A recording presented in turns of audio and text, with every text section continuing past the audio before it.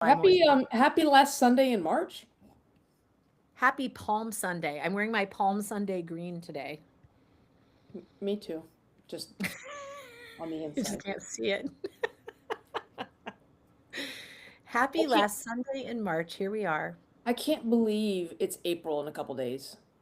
It's crazy. It literally is Wednesday is the first. It's insane. Yeah. But You anyway, love April how's 1st, Moe. You love April Fool's Day. But I'm I feel like flying over it. I'm every leaving. day Yeah. Mo's getting ready to do some traveling and she will Yeah. be, yes, flying on April 1st. So are you gonna play tricks on the flight crew or something? That's probably not a great idea. No, it's not. Yeah. Frowned upon. Yeah. No, I'm excited. But so, hey, so what I want to talk about tonight Hmm. is ideas that come to fruition. I love that. Because for at least the past 2 or 3 years, I've had this idea for this sing along songbook for the women Air Force service pilots. Because Yeah. obviously, for you and I both, music is important. I remember being at the Air Force Academy, we'd always sing Jodi's, and that's it helps you keep in step. Like the function of music in the military goes way back. I mean, even back to the Civil War. You talk about the drummers, you talk about the bugler. I mean, that's how you relayed messages, basically. So And back up for a so, second though. You said Jody's. What's a Jody? like kind of Like like a a call and response kind of thing? yeah. Sorry, the only one I can think of is not clean. So Da da da da da da da but like that kind of. yes, that's Why is it that's called the. a Jody? What's the origin of that? What's the Well, I wasn't really prepared to talk about that tonight, so I don't know. etymology? It's probably an acronym. Now I'm gonna have to look it up. Yeah, let's do that I've on our own time. never heard that before. But Oh, anyway, I'm really? sorry. Yeah, we always call them Jodies, but you think about it, it's like it's always like there's one person who will sing the call and everybody else will sing the response. And then what's really cool is the naughty one and then thinking about is there's a call, there's a response, there's a call, there's a response, and then everybody comes in on the chorus, but it's all to a beat that you can march to, like and Gotcha. it's really just to keep the formation in the same. However, the more we found out about the women Air Force service pilots is they I don't think they wrote a lot of original songs, but a lot of them were Mhm. parodied lyrics from songs that already existed. And what I loved about the more I looked at the actual lyrics is essentially they were bitching, right? So the fun thing about the fun thing about parodied lyrics is you can kind of vent through song. It's kind of like telling a joke, so you can kind of just relay that And stuff. So nobody anyway, can say anything about it. It's because oh, it's just a song. yeah, it's It's just a just song. They're just singing. No one's listening anyway, out of tune, out of key. But so when I started learning about the Women Air Force Service Pilot songs, I was like, it'd be so cool to have a sing along book.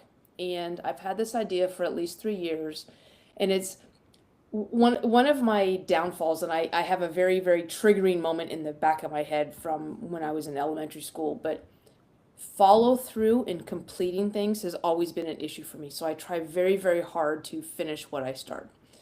And I'm excited because we've had this idea, and especially when you came on board and you helped with the lyrics and the chording and stuff like that. The plan was I wanted to do a baby steps to it, and so as you and I are getting ready to go out and host the Women Air Force Service Pilot Homecoming Weekend in a on couple of weeks. It's not that far 16, away. 17, 18 April. It's next month. Yeah. We don't have to worry about it. But but the goal was to have In a 2.5 weeks. I know. But the goal was to have not the full songbook, but to have a demo version, almost like a program. So I envisioned this thing, and they came yesterday, and I was really, really glad, Katie, that you were here with me when they arrived, because I'm like, I think you were mid-sentence saying something really, really deep and poignant and probably personal I'm and sure I emotional, was. and I'm like, they just got delivered, and we ran up there. But Let's run up to the top of the hill. They're but so here pretty. here is the demo book for the Women Air Force sing-along songbook. Signed. Thank you Yes, very that much. one's signed because I'm giving this to Nell Bright. Nell Bright is 104 years old. She's actually closer to 105 than she is 104 right now. And she is the last living Women Air Force Service pilot, and she is sharp as a tack, and I adore her. And one of her favorite songs is called Zoot Suits and Parachutes. And so we have There it um, is.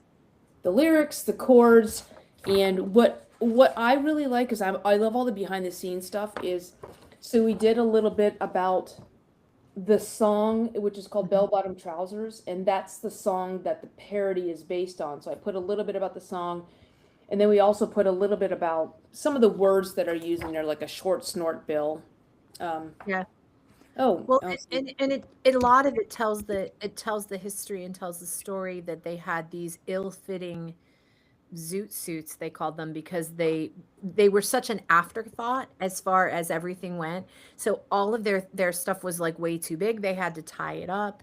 yeah, They basically got the leftovers of yeah. everything, and how they, but again, they used it to tell their stories, and it's been so fat. I feel like I've learned more about the Wasp from the stories, or from the, Hmm. I'm sorry, from the stories in the songs, Right. than I have from just reading information. And that's really a wonderful thing about music, is it's such a good way to remember things. It's an entertaining, engaging way to tell stories. And I feel like I've learned a lot because of the songs that we've come across.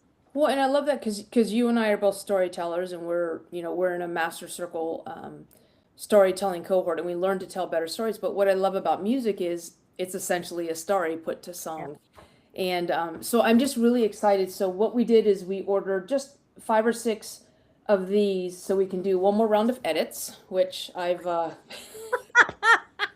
Mo has a few opinions when it comes to editing. I have to go through and check. We have a 2 or 3 songs in there that are chorded, and I've got to go through and make sure the chords are right and make sure. Here's the worst part. So I'm really OCD about like consistency. So for example, No. there are times when we use the M dash, which is the 2 dashes that end up as one long Yeah, dash. yeah, And yeah. there's some places in here where there's 2 dashes. The worst part about this project I is, know what you're gonna say. what is it? You had to put in all the Oxford commas, and you hate Oxford I hate commas. Oxford commas. Poor baby. But but there were so many Oxford commas just because the way I had written it, and I think that the Grammarly just put in the stupid damn commas. I think it's like a, I think it's There's like a, one on the cover. yeah. There's two in the well, there's one Oxford comma, but I swear there's like a union or something like that. Like I think there's like a commission on every comma you put in. Anyway, that's a You whole get, other you, thing. you get a residual. You get 2 cents per comma. Yeah, yeah.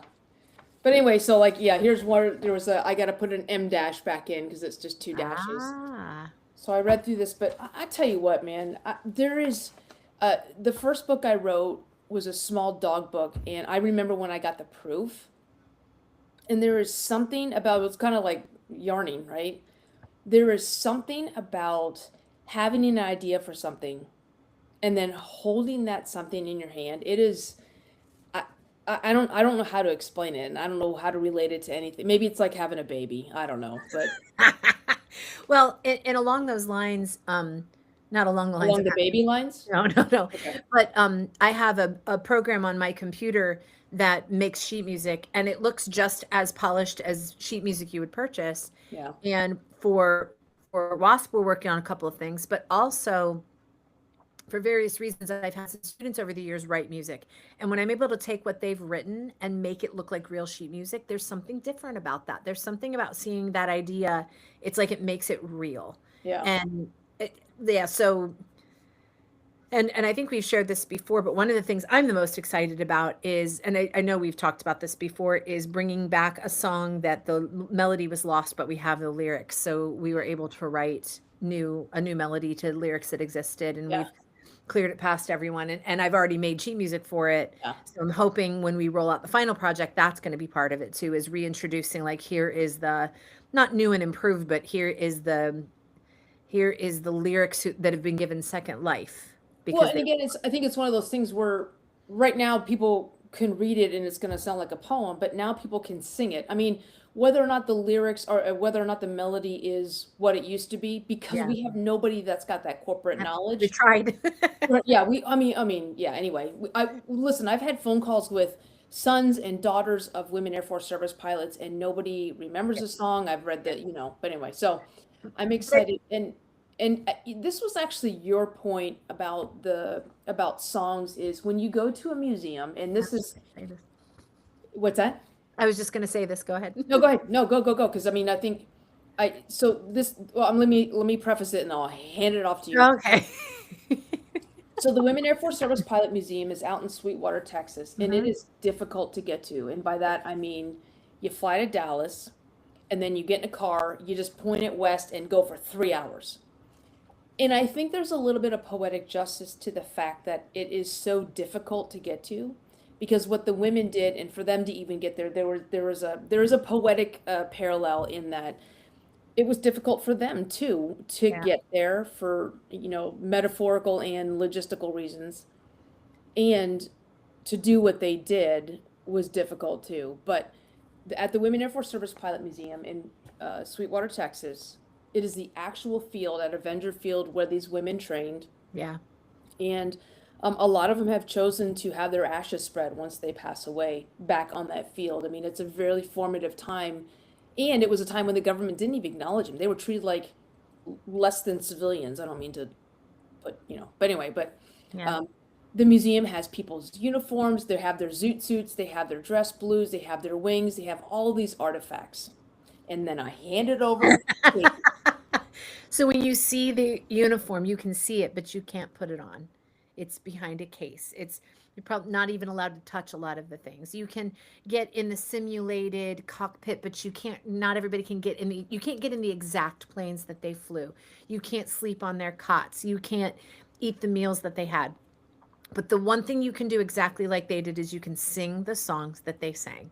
Mm-hmm. And so I think that is such a cool way to have the experience and it be as close to genuine and just like they did, because the music just lives on. And I really love that is the one way you can be the most like one of these women that was a WASP, and sing the actual songs to the tunes. And the research has been fascinating. It's just been great. So yeah, and of course, my favorite part is that not all of the songs are HR friendly. And no, not even close. Sometimes. Yeah, some of them didn't age well, but I think it's important too. Is that what whitewashing is when you?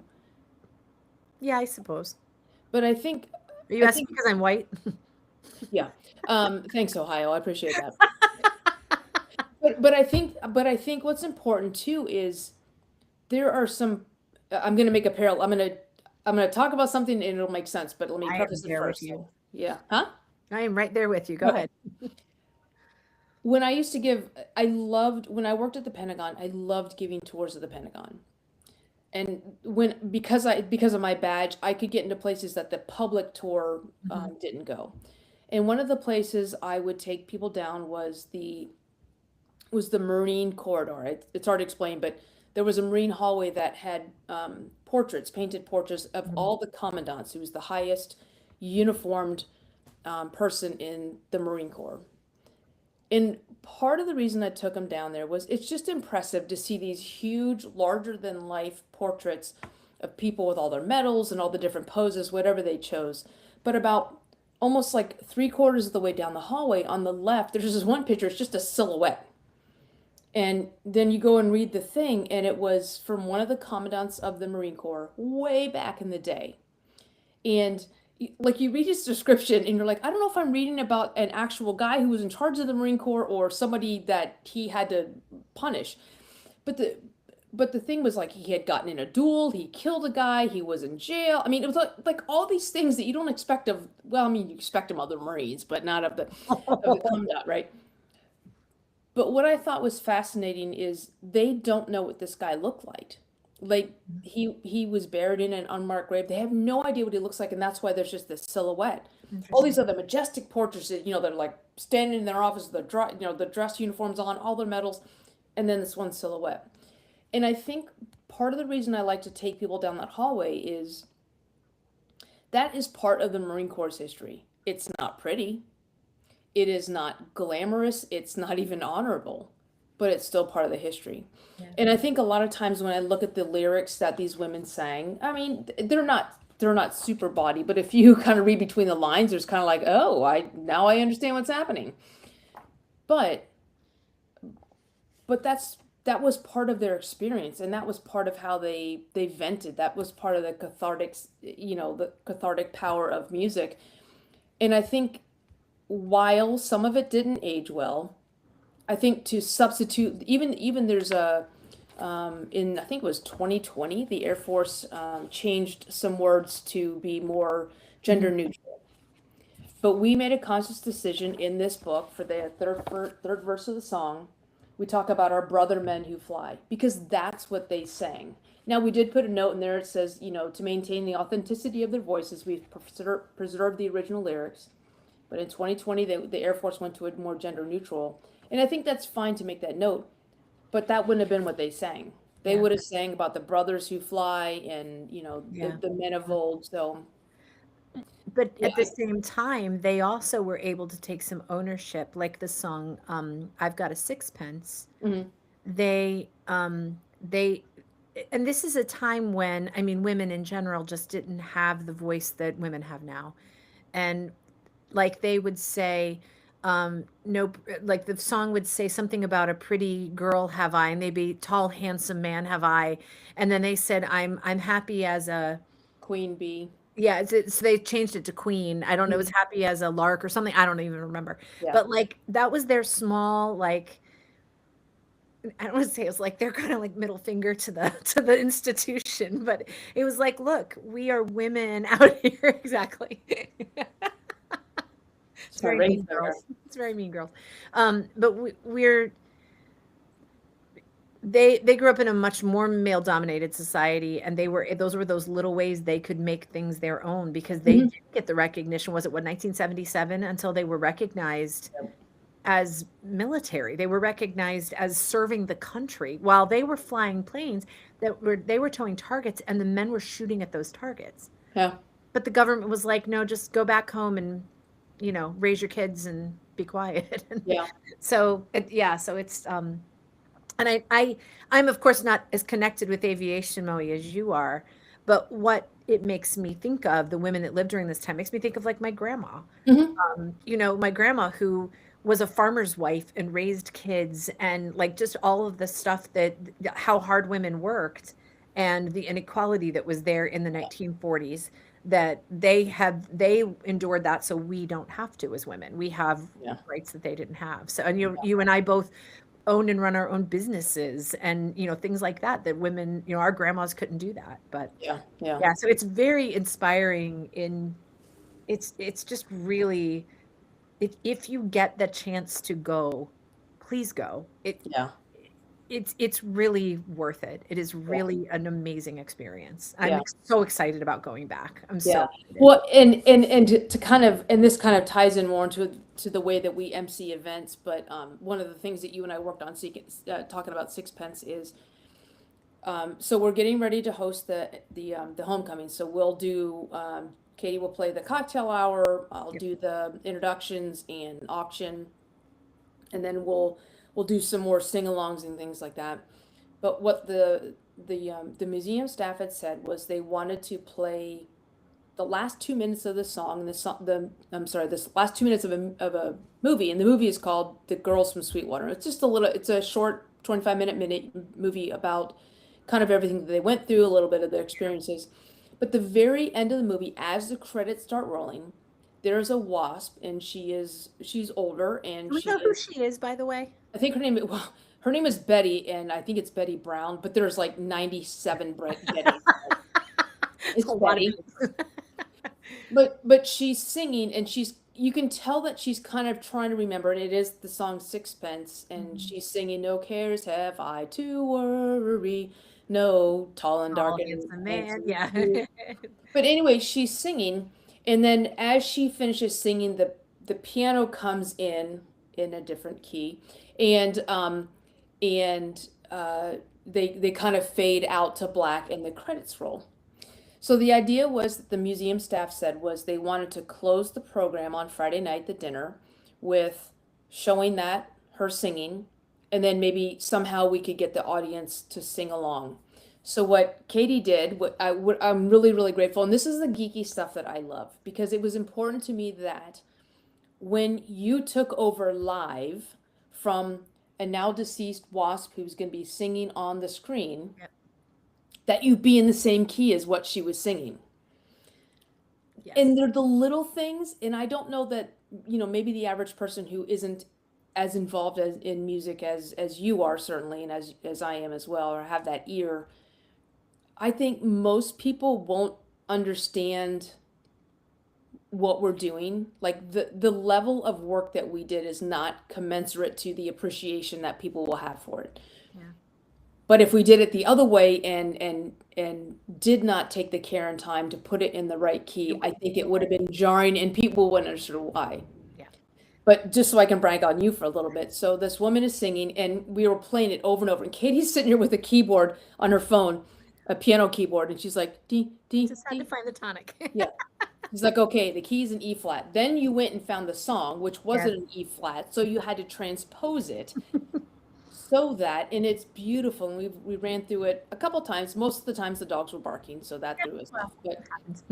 But the fact that you could, when she's singing, and she's going to be on the screen singing, and I don't know if her family will be there, but she'll be on the screen singing, and then you'll start joining her by playing. I will be actually accompanying her, which is so meaningful to me. Yeah. What an honor that I get to play for this woman. Yeah, it's just cool. And then we're gonna fade her out, and then we'll sing, and then everybody will sing. We'll have the lyrics up on the screen. But those little things and those little details, the more you and I MC events, and the more you and I do event design, the more I realize that those, and it's.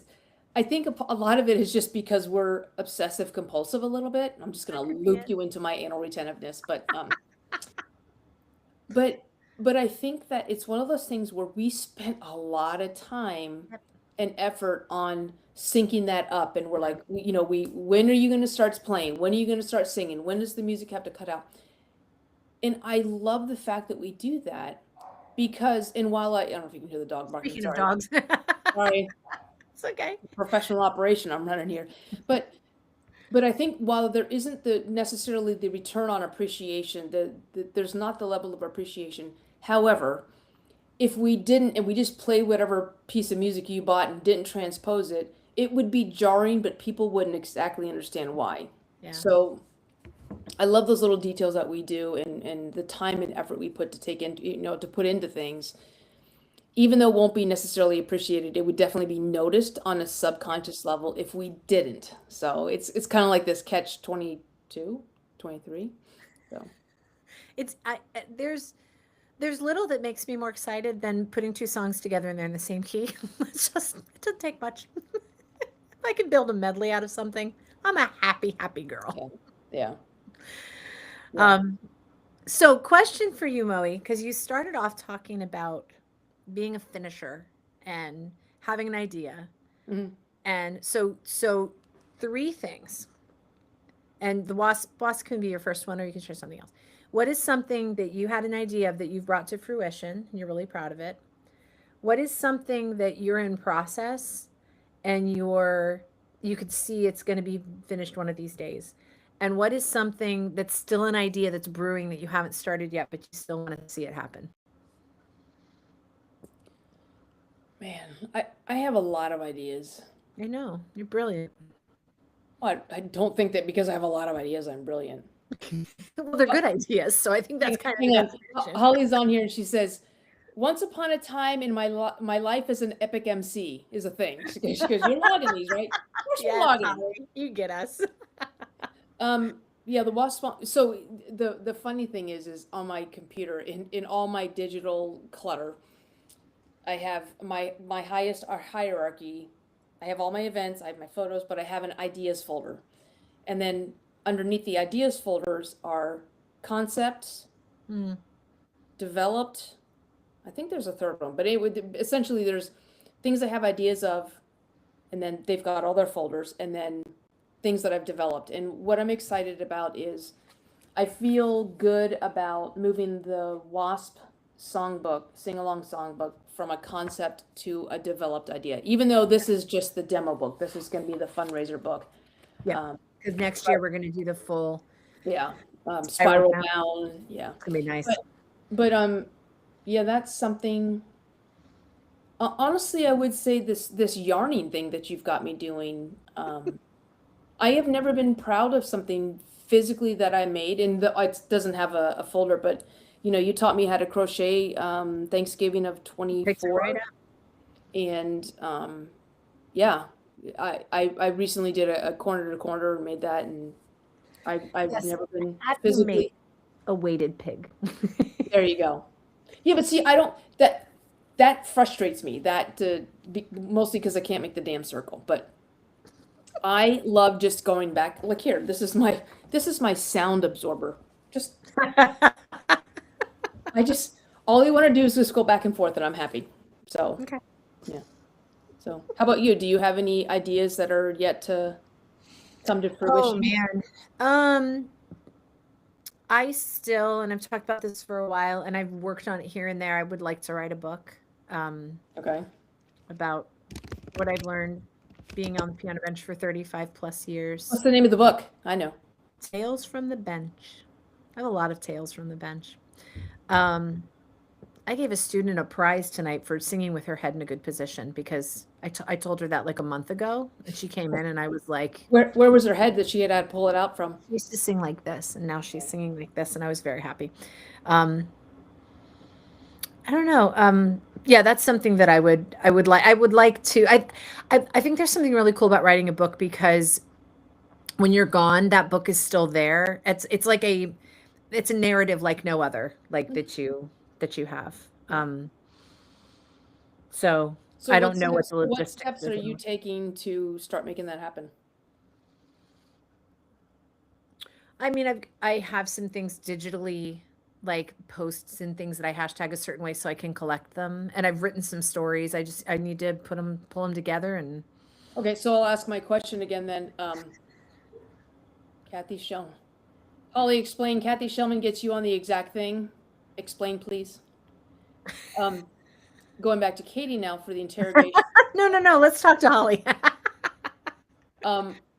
So again, what are you doing to make a book happen? I'm not doing anything actively right now, but Okay, what could you be doing to make a book happen? really pulling things together, like getting things written and into folders and start to look at publishing options and Okay. things like that. Okay, Holly, if I'm interpreting this right, Holly is volunteering to be your accountability book bud. She wants to know Aw. what's your due date. Am I reading that right, Holly? Ooh, thanks, Holly. Holly Yeah, doesn't mess around. Holly, you definitely got a book in you for sure. Oh, absolutely. Yeah. Absolutely. And Honest- that's something you have done, Moe, is you've published books. I mean, that's pretty cool.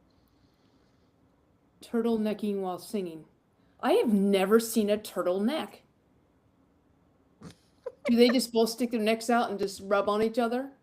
Do they go like in a back alley and like, hey, Turtles making out. you want to make out? Don't make it weird. Don't make it weird. All right, Thursday. Every Thursday, you and Holly will be having a book accountability club. I may not be interpreting these right, but that's happening. Okay, that's great. Holly, we will chat. Just watch out for turtles making out because when the turtle's neck, nobody can see it. They do it inside their shell. Your shell or mine. I actually too think that you and I would have a fun book that we could Yeah. produce too. Yeah. I think we've got enough zany stories and things that we could do, and maybe meaningful things. I don't know. We are educators first, you know. Yeah. All that blah blah blah. Anyway. So that's honestly this was timely just because this came in yesterday and It's so pretty, you it guys. is something. Yeah, it really did come out good. So we're just gonna do these edits. Katie's gonna look at the chords alignment. Then we'll get back to Joe, the designer, who is a fabulous designer. She is. She's great. Yeah. And yeah, we get to roll it out to the public and get it in people's hands in just a few weeks. So I'm really, really excited. Okay, here's what's happening. Okay. On Thursdays, you'll drop something into a folder, a story, a picture, or an idea. And Wow. by the end of the year, you'll have 52 Thursdays. That's a good name for a book. 52 52 Thursdays, 52 on a leap year. I don't think that works, but to Holly's point, Holly, I do like this idea because one of the things our coach says is consistency over time equals results, right? Yeah. And I Yeah. think if you do something and saying I'm going to do something every Thursday seems manageable. Yeah. Saying I'm going to do 52 things does not seem manageable. Yeah. But if you have consistency, I love this for you too. One thing I am proud of though that came to fruition was I did my first vocal VIP course a couple Yes. weeks ago, and that was an idea, good. and it was a good idea, and because of lifing, it almost didn't happen, but it did happen, and it's going to Yeah. happen again. So Anyway, so somehow this recording, today's podcast came to be about just when you have the idea, and I think the other thing too is don't self-edit. If you have the idea, just do it. And Holly, again, I really do love that idea that every Yeah. Thursday you drop something into a folder, and then you go, you can expand upon it or whatever. But that makes do it love very that. manageable. Yeah. I'm excited. 52 Thursdays is a good name for a Yeah, book. baby, let's do it. All right. Well, you and Holly, you're and Thanks, Holly's Holly. project. I'm excited. I'm excited. My book will be called "I Walked In Onto Two Turtles Necking." So anyway. Two turtles walked into a bar. Third one ducked. Right. Okay, I don't know. Anyway. All right. Go make your ideas. Life shall always life. Yeah, true statement. That is very true. There's always going to be a reason not to do something. And I mean, the world belongs to the people who step out and make things happen. I mean, that's, yeah. So don't let life overcome your life, and make the things happen. 52 Thursdays starts the first Thursday of April. The book will come out next April because we need to get 52 of them in there. So this Thursday, I look forward to seeing what Katie and Holly drop into the folder, which I don't know where the folder You'll be is. traveling. Oh, okay. By the way, we will not be live next Sunday night because Mo will be somewhere else. And we go live on Friday, Full Stop Fridays as well. And we won't be this Friday as well because, again, Mo will be elsewhere. I'll So- be in Portugal. Happy Easter, everybody. Yeah. Happy Bok, bok. Easter. All right. Have a great week. Have a great rest of March. Go out and do the things and do it one Thursday at a time. That's right. Eat the elephant one hoof at a time. Will the frog. Yeah. Okay. All right. Have a great week. Bye, Thanks, Holly, Holly. for tuning in. See you Bye. guys. Bye.